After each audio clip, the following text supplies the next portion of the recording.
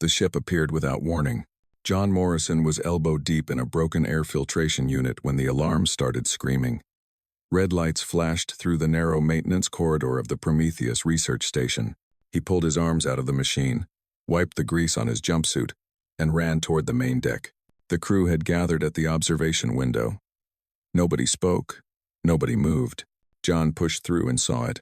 The vessel hung in space like nothing he had ever seen. It was massive.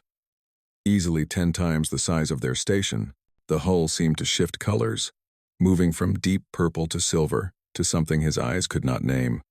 There were no visible engines, no windows, no markings. It simply existed there, impossibly still against the backdrop of stars. Captain Elena Vasquez turned to face the crew.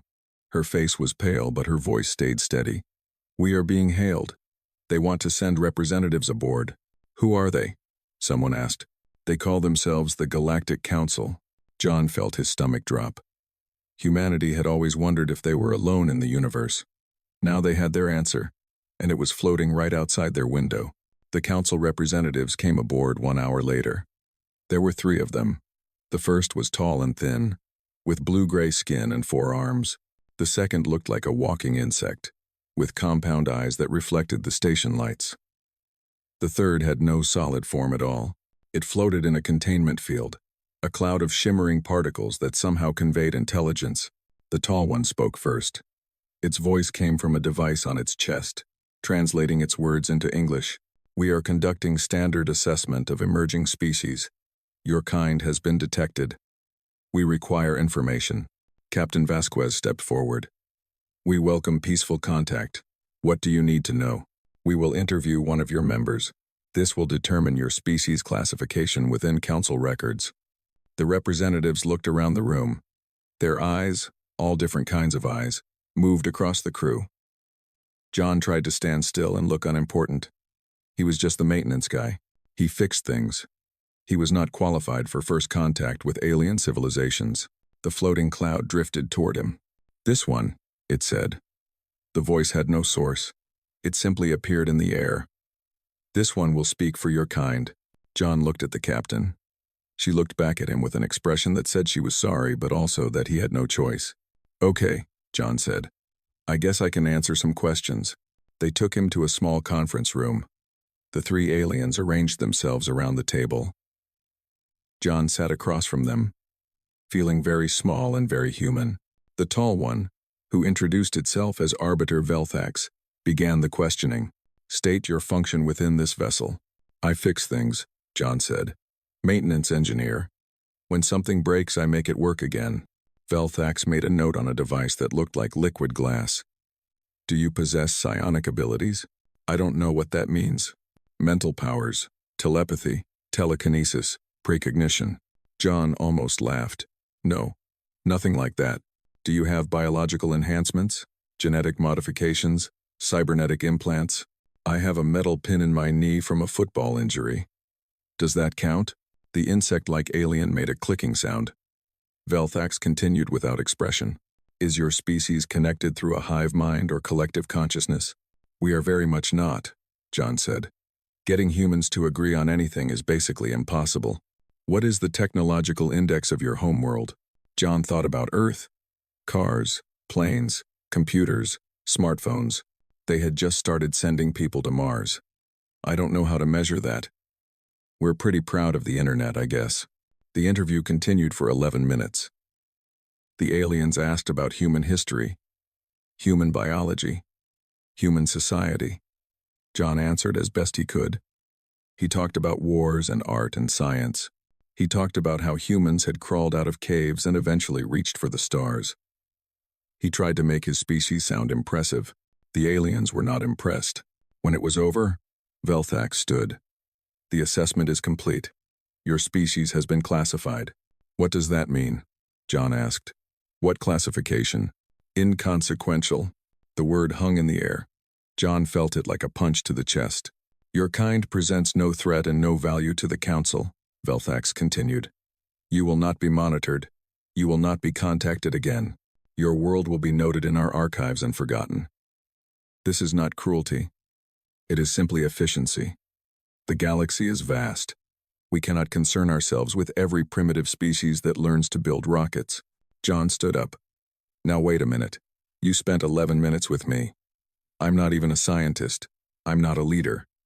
I fix air conditioners. You can't judge all of humanity based on one conversation with the maintenance guy. The floating cloud moved closer to him. We have observed your world for some time, scanned your broadcasts, studied your conflicts. You are young, divided, and limited. Perhaps in 10,000 years, you will be worth noticing. Today, you are not. The aliens left the conference room. They returned to their ship. The massive vessel turned and vanished, leaving behind nothing but empty space. John stood at the observation window for a long time after they were gone. The crew moved around him, talking in excited and frightened voices about what had happened. First contact with alien life, proof that they were not alone. But all John could think about was that word. Inconsequential. He was 43 years old. He had spent 20 years fixing machines on ships and stations. He had never done anything important. He had never changed anything. He was exactly what the aliens said he was. A small man from a small world. Doing small work. He went back to the maintenance corridor. The air filtration unit was still broken. He picked up his tools and got back to work. Somewhere in the archives of a 1,000-world empire, a file was updated. Earth was marked as irrelevant. Humanity was dismissed. John Morrison's name was recorded as a footnote, a representative sample of a species not worth remembering. The Galactic Council moved on to more important matters. They did not give Earth another thought. This would prove to be a mistake. 18 months passed. John Morrison continued his work aboard the Prometheus. The station had moved deeper into unexplored space, mapping star systems and collecting data. The crew rarely talked about the alien visit anymore. It had become an old story. Something strange that happened once and would probably never happen again. Then the distress signals began. The first one came through on a quiet Tuesday. The communications officer, a young woman named Sarah Chen, called the senior staff to the bridge. Her face was white. "I'm picking up transmissions," she said. "Hundreds of them. Maybe thousands." Captain Vasquez leaned over her console. "From where?" "Everywhere. All directions. Different frequencies, different languages. None of them are human." John was on the bridge fixing a loose panel when he heard the first signal play through the speakers. The voice was not human. It rose and fell in patterns that sounded like screaming. Even without understanding the words, everyone on the bridge understood the meaning. Something terrible was happening. Over the next few days, they learned more. Sarah worked with the translation software to decode the messages. The picture that emerged was horrifying. A spatial anomaly had torn open near something called the Helix Cluster. The broadcasts called it the Kerrigan Breach. Through this tear in space came creatures that defied description. They were parasites from another dimension, things that fed on living matter and spread like a disease. They had already consumed 3 colony worlds. The Galactic Council was in chaos. John listened to the reports with the rest of the crew.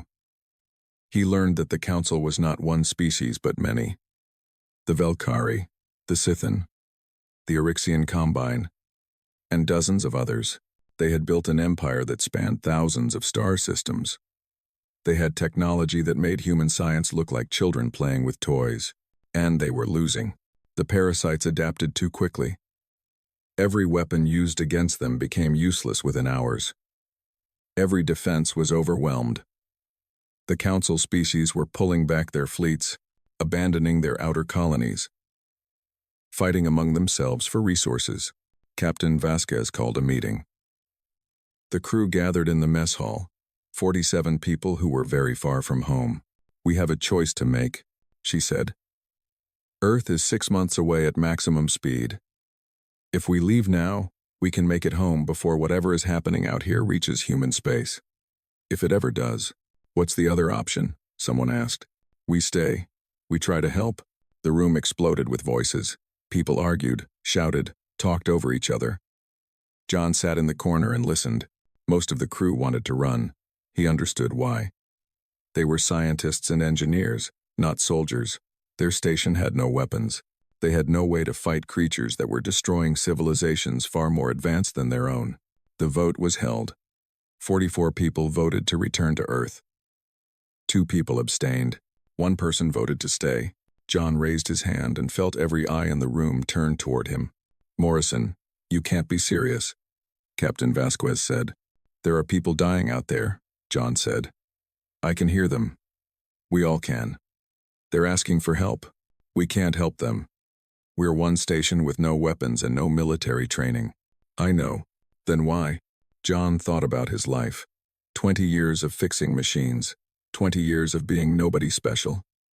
The aliens had called him inconsequential, and they were right. He had never mattered. Nothing he did had ever mattered. Because someone has to answer, he said. Someone has to show up. Even if we can't do much, we can do something. And if we run away, if we just leave these people to die without even trying to help, then what does that say about us? The room was silent.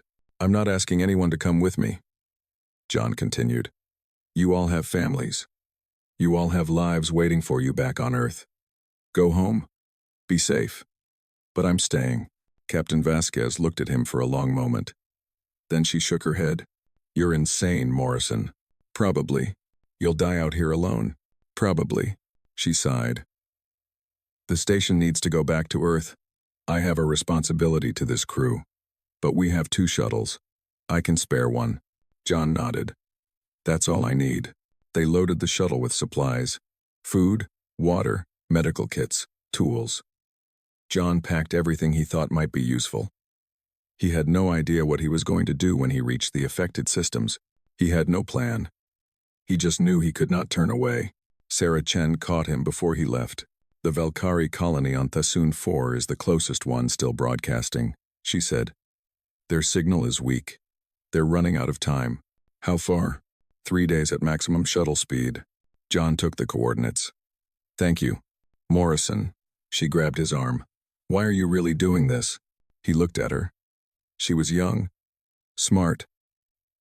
Had her whole life ahead of her. She would go back to Earth and do important things. She would matter. Because the aliens were right about me, he said. I am inconsequential. I've never done anything that changed the world. But maybe this time I can. Maybe this time being there will be enough. He climbed into the shuttle. The bay doors opened. The Prometheus grew smaller behind him as he flew toward the darkness. The distress signals filled his radio. Thousands of voices crying out in languages he did not understand. He picked one direction and kept going. Somewhere ahead, people were dying. John Morrison was coming to help. The colony on Thassoon 4 was dying. John Morrison could see it from orbit. The planet was brown and gray, covered in dust storms and rocky plains. A single biodome rose from the surface, a bubble of glass and metal that held the last survivors. Even from space, he could see the dark shapes moving around its base. The parasites had arrived. He landed the shuttle 2 kilometers from the dome. The air outside was thin but breathable. He put on a mask and started walking. The parasites did not notice him at first. They were focused on the dome, pressing against its walls, looking for a way inside. They were the size of dogs, with too many legs and no eyes that John could see. Their skin was black and wet, constantly shifting like oil on water. John watched them from behind a rock formation. His heart was pounding so hard he thought they might hear it. He had no weapons. He had no plan. He had come all this way on nothing but stubbornness, and now he was watching monsters try to break into a building full of people he could not save. Think, he told himself. You fix things. That's what you do. So fix this. He spent the next hour observing. The parasites moved in patterns. They clustered at the dome's weak points, the places where the structure showed damage. They seemed drawn to heat and movement. When a figure appeared behind the glass, dozens of parasites would swarm toward that spot. John noticed something else. The parasites avoided certain areas, places where the ground was darker, where chemical spills had stained the rock. He crept closer and smelled something sharp and bitter. Fuel, mining fuel, the kind used for heavy equipment. The colony had been a mining operation before the attack. There would be supplies in the industrial sector, abandoned when the parasites arrived. John made his way around the dome, staying low, moving slowly. The parasites were fast, but they seemed to rely on sensing movement. When he stayed still, They ignored him. When he moved too quickly, their heads would turn in his direction. It took him 3 hours to reach the industrial sector. The buildings were empty, doors hanging open, equipment scattered everywhere. The miners had left in a hurry. They had left behind everything. John searched through the wreckage. He found mining charges, the kind used to break apart rock. He found fuel cells, leaking but still mostly full. He found cables, metal scraps, and a welding torch that still worked. He had an idea. It was not a good idea. It was not a smart idea. It was the only idea he had. He worked through the night. He dragged fuel cells to a central location, the largest open area near the dome. He connected them with cables, rigged the mining charges around them, and built a frame from scrap metal. The frame held heat lamps, powered by the shuttle's emergency batteries. When he was finished, he had built a trap. The heat lamps would attract the parasites. The fuel would burn. The mining charges would do the rest. The problem was getting the parasites to gather in one place. There were hundreds of them around the dome. He needed them all to come to him. John thought about what he had observed. The parasites chased heat and movement. They wanted living things. He would have to be the bait. At dawn, John Morrison walked into the open ground between the industrial sector and the dome. He waved his arms. He shouted. He made as much noise as a single human being could make. The parasites turned toward him. All of them. Hundreds of wet, shifting bodies moving in his direction. John ran. He sprinted toward the trap, his lungs burning in the thin air. The parasites were fast. He could hear them behind him, their legs clicking against the rock. He did not look back. He knew that if he looked back, he would freeze, and if he froze, he would die. The trap was 50 meters ahead, 40, 30. Something grabbed his ankle. He fell hard, slamming into the ground. A parasite had caught him. Its grip was cold and strong, and more were coming. John kicked at the creature with his free leg. Once, twice, 3 times. It did not let go. He reached into his pocket and pulled out the welding torch. He turned it on and pressed the flame against the thing holding him. The parasite screamed. The sound was terrible, like metal tearing. It released him and pulled back. John scrambled to his feet and kept running. He reached the trap. He dove behind a rock formation, grabbed the detonator he had built from spare parts, and waited. The parasites poured into the open area. They swarmed around the heat lamps, drawn by the warmth. More and more of them came, leaving the dome behind. All of them gathering in one place. John pressed the button. The explosion lit up the sky. The fuel cells burst into flames. The mining charges detonated in sequence, sending fire and shrapnel in every direction. The parasites caught in the blast simply ceased to exist. Their bodies consumed by heat they could not adapt to fast enough. When the smoke cleared, the open area was a crater. The parasites were gone. John lay on his back, staring at the brown sky. His ears were ringing. His whole body hurt, but he was alive. A figure appeared above him. Blue-gray skin, 4 arms, wide eyes filled with something that might have been shock. "You are human," the Valkyrie said.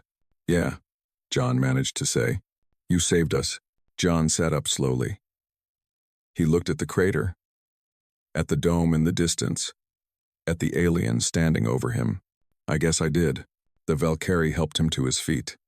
Behind it, more survivors were emerging from the dome. They were looking at him with expressions he did not fully understand, but he thought it might be hope. "How did you know the fuel would work?" the alien asked. John thought about it. "I didn't. I just noticed they avoided it. So I guessed." "You risked your life on a guess?" "I fix things," John said. "Sometimes you have to try something and see if it works." The Valkyrie was silent for a moment. Then it made a sound that might have been laughter. "The council classified your species as inconsequential. I heard. They were wrong." Word spread through the survivor networks. A human had saved Thesson 4. Not a fleet, not a weapon. Just one man with a guess and a willingness to run toward danger. More distress calls came. More colonies were under siege. More people needed help.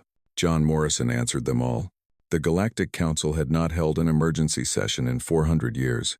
Arbiter Velthak stood before the assembled representatives, his 4 hands clasped behind his back. The great chamber was filled with beings from 100 worlds. They floated, crawled, stood, and hovered in their designated sections. The air hummed with translation devices working overtime. The situation is critical, Velthax said. The Kerrigan breach continues to expand. 17 colony worlds have fallen. Our defensive lines are collapsing. The parasites adapt faster than we can develop countermeasures. A Scythian representative rose from its coiled position. Its voice was a hiss filtered through electronics. What of our fleets? The combined military strength of the Council should be sufficient. Our fleets are scattered. Each species has recalled its ships to defend its own homeworld. We are no longer fighting together. We are fighting separately. And we are losing. The chamber erupted in arguments. Species blamed each other for the breakdown of cooperation. Old grudges surfaced. Accusations flew back and forth like weapons. Velthax waited for the noise to fade. Then, he continued, there is another matter. Something unexpected. He activated a display screen. An image appeared. A human man in a dirty jumpsuit, standing in front of a group of refugees. The picture had been taken on one of the fallen colonies. The man was smiling. This is John Morrison, a human. 18 months ago, I personally assessed his species and classified them as inconsequential. I stand by that assessment based on the data available at the time. Then why are we looking at him? The Scythian demanded. Because in the past 6 weeks, this single human has done more to slow the parasite advance than all of our combined efforts. The chamber went silent. Velthax pulled up more images. Morrison on Thesson 4. Helping survivors evacuate. Morrison on the Eryxian mining station. Coordinating a defense with nothing but industrial equipment. Morrison on a Scythian transport ship. Somehow convincing 3 species who had been enemies for centuries to work together.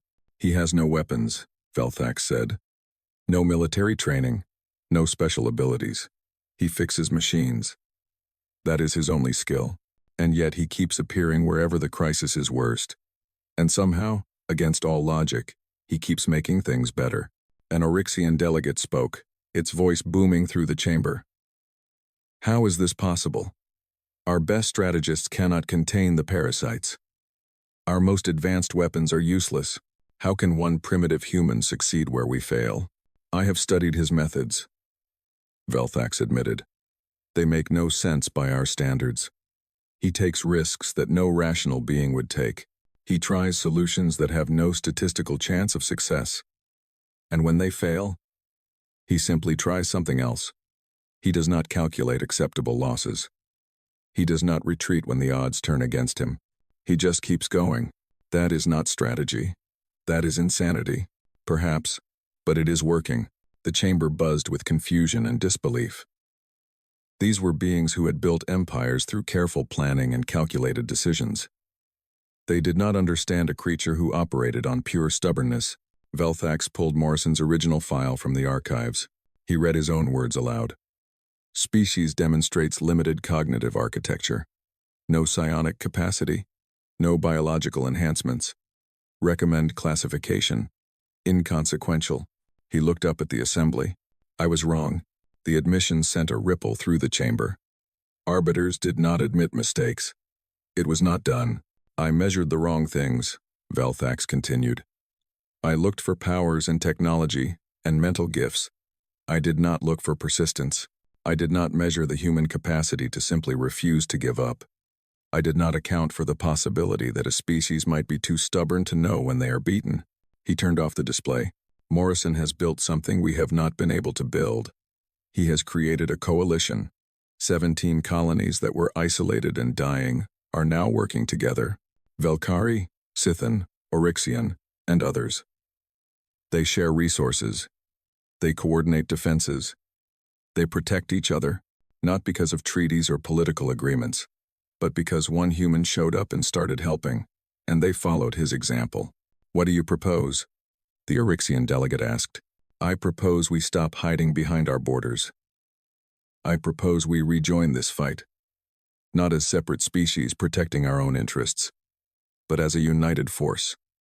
I propose we do what the human did. We show up. The debate that followed lasted for hours. Old rivalries were hard to set aside. Fear was difficult to overcome. But slowly, painfully, The council began to move toward agreement.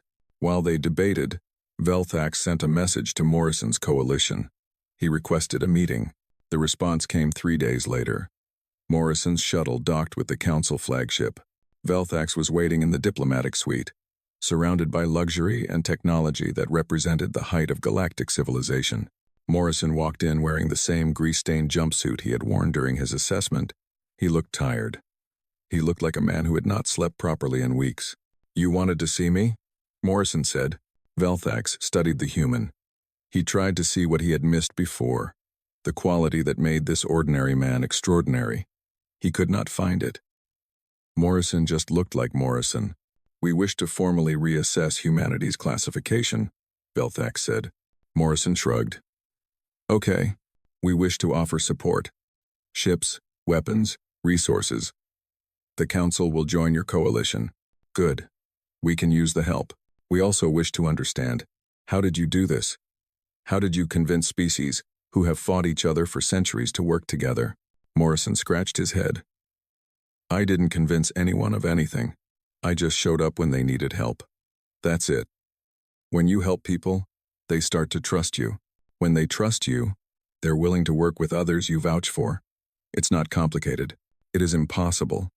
Our diplomatic experts have tried for generations to achieve what you accomplished in weeks. Maybe your experts spent too much time talking and not enough time doing." Velthax considered this. The human was not being arrogant. He was simply stating what he believed to be true. "The council would like to offer you a position, an official role.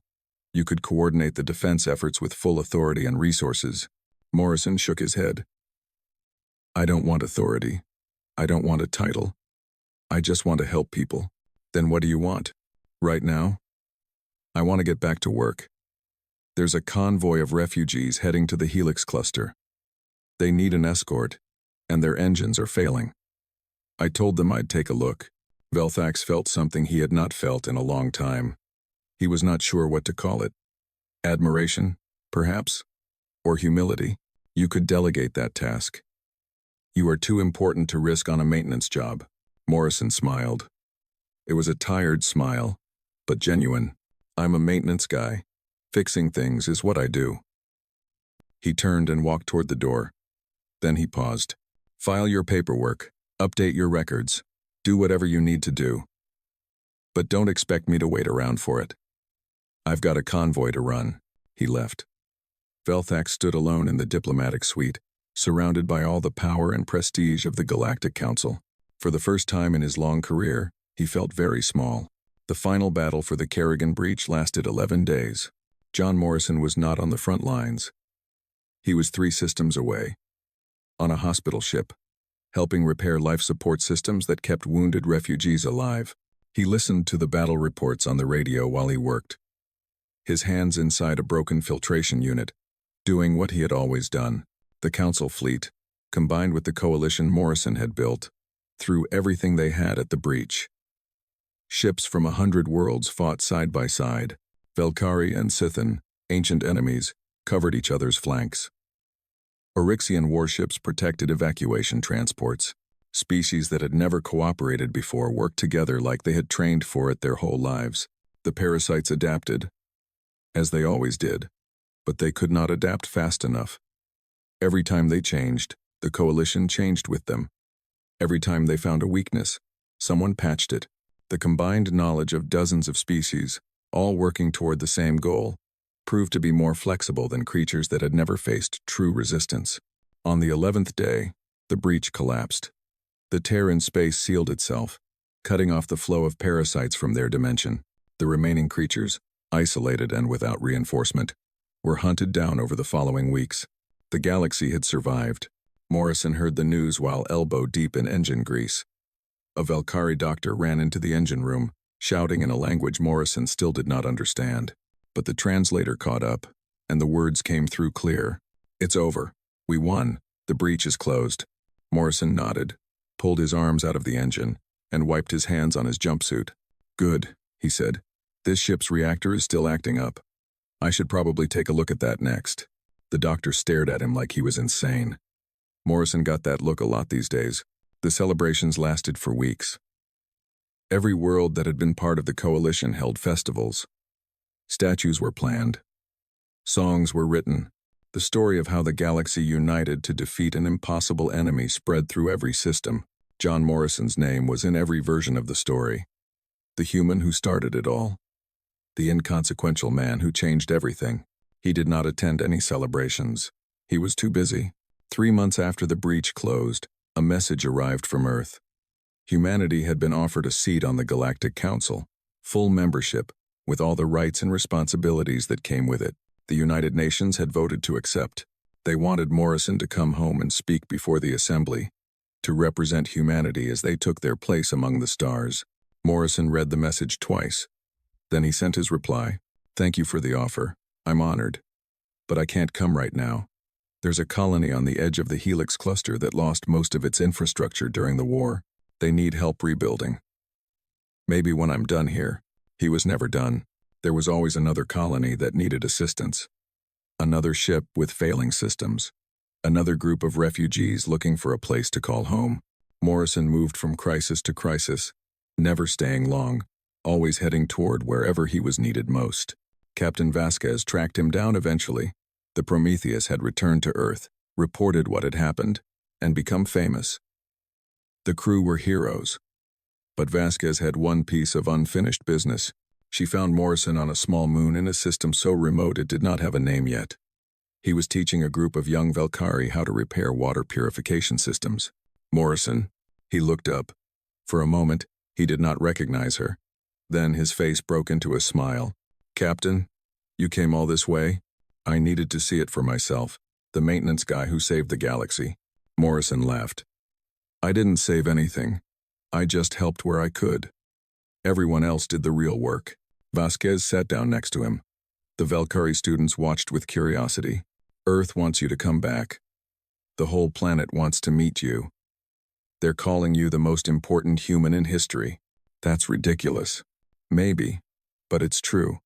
You changed everything, John. Before you, the council didn't even know we existed. Now we have a seat at their table. Now we're part of something bigger." Morrison was quiet for a long time. He watched the young aliens practicing with the tools he had given them. They were clumsy, making mistakes, but they were learning. In a few months, they would be able to maintain their own systems without help. "I'm not good at speeches," he finally said. "I'm not good at being important. I just know how to fix things. That's all I've ever known how to do. And that's exactly why you matter." He looked at her. "What do you mean?" "The council. They have leaders and warriors and geniuses. They have technology we can barely understand. But they forgot something basic. They forgot that sometimes, the most important thing you can do is just show up and help." You reminded them. You reminded everyone. Morrison thought about that. He thought about the aliens who had called him inconsequential. He thought about all the times he had felt small and unimportant. He thought about the people he had helped, the lives he had touched, the connections he had made. Maybe being important was not about power or titles. Maybe it was just about being there when people needed you. "I'll come to Earth," he said. "Eventually." Vasquez smiled. "I'll tell them." She left the next day. Morrison stayed on the moon for another 2 months, until the water systems were running perfectly and the young Valkyrie could handle any repairs on their own. The Galactic Council updated their records. Humanity's file was rewritten from scratch.